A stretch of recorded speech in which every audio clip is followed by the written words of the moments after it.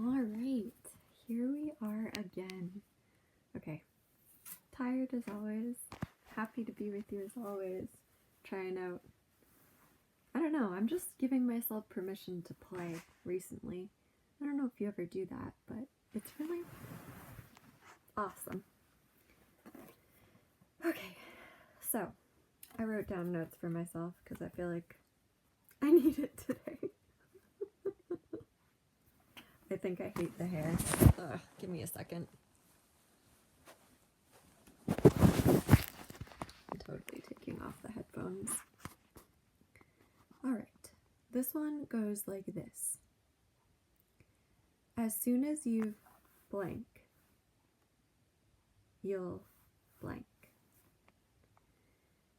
So, what's something that you're definitely gonna do, or someone would definitely do? As soon as you made your bed. Now, that's not something I do every day or very often. However, there's definitely going to be a point in my life when I'm going to make my bed again. So as soon as you decide to make your bed, then you'll get that answer that you've been looking for. Now, is making your bed actually tied to getting an answer? No. But did you stop to question that? No. It's kind of magic. And you can use it on your kids, you can use it on your friends, you can use it on anyone. So it's kind of like a yes set. So as soon as you, this thing that's definitely true, then you'll blank. This thing that's completely unrelated, but you're presupposing it. So you're kind of saying, like, that's just how it goes. Like, A leads to B. You know, a lot of times it's like, if you stay in the bathtub too long, like, your fingers might get, like, pruny. And usually people only use, like, A leads to B in a, like, factual way. But in this case, you're not necessarily using it in that factual way. So here's another example. As soon as you've had enough of that problem, we all have problems, right?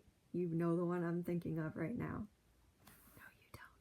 But like, thinking in your head that I might know is kind of powerful, and it gives me a sort of prestige. I do know that everyone has problems, and I do know that when I say you know that problem, like that, I know you're picking a problem. So there's one in your head. I'll pick one in my head too.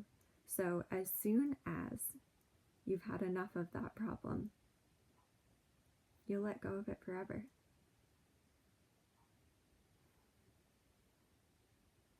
So how does our mind work to process that? As soon as you had enough of the problem, so you had picked a problem and you ask yourself, like, did I have enough of it? Well, yeah, I didn't want it there in the first place, so of course I've had enough of it. And then hearing that I'll let go of it forever is just like, oh, what a relief. So I'm presupposing that those two things are connected. And honestly, even though I'm talking through it right now, and it almost feels like, oh God, like they know the truth, they're not really connected, it still works. It still works on me. I don't know if you're like, yeah, it still works on me too, but that's kind of cool. So as soon as you've blank, something you know is true.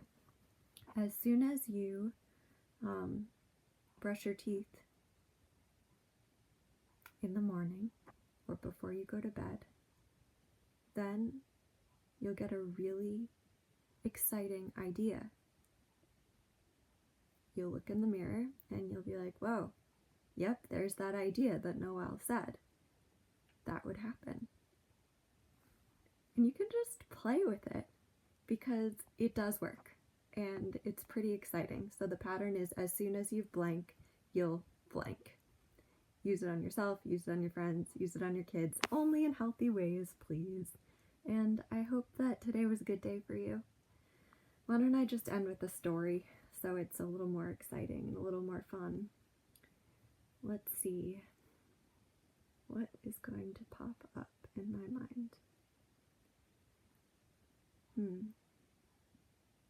A locket. A locket story is what came up in my mind.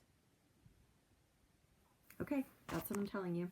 It's kind of a personal story. I don't really know why it's the one that popped up, but it did.